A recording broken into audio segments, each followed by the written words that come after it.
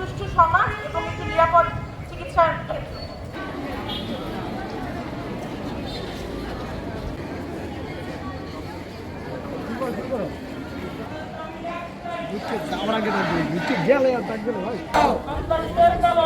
ভেঙে দাও, গুড়িয়ে দাও।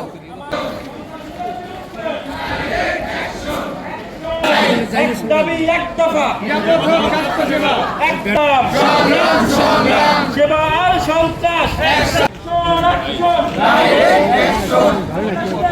সমগ্র চিকিৎসক জাতির উপর হাত তোলা এবং এটি মনে করি সমগ্র চিকিৎসক আমাদের পক্ষের একজন প্রতিনিধি হয়ে যে আমাদেরকে আওয়াজ তুলতে হবে এবং আমাদের অনতিবিলম্বে স্বাস্থ্য সুরক্ষা আইন প্রণয়নের দাবিতে আয়োজিত আজকের মানববন্ধনে ভয়ের মধ্যে দিয়ে চিকিৎসা দিতে হয়, তাইলে এই চিকিৎসা অবস্থা টিকবে না, এদেশের জনগণের জন্যই অত্যন্ত খারাপ হবে।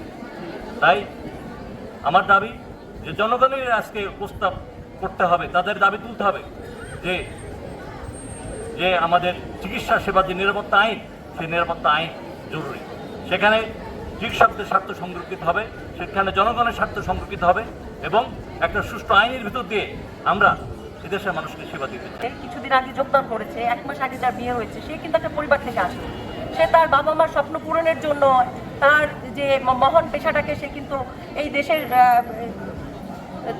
উৎসর্গ করতে চেয়েছে। কিন্তু সে কি দেখে একটা 48 বিসিএস যে 2 মাস আগে সে চাকরিতে সদ্য যোগদান করেছে একটা জেলা হাসপাতালে, যেখানে রোগীর সিসিও প্রয়োজন ছিল, আইসিইউ প্রয়োজন ছিল এবং রোগীর স্বজনদের সাথে এটা মানে ক্লিয়ারলি বলা হয়েছে তার রিস্ক বন্ধে রোগী রেখেছে। সেই রোগীর মৃত্যুর দায় কেন ওই চিকিৎসকের উপর বর্তাবে?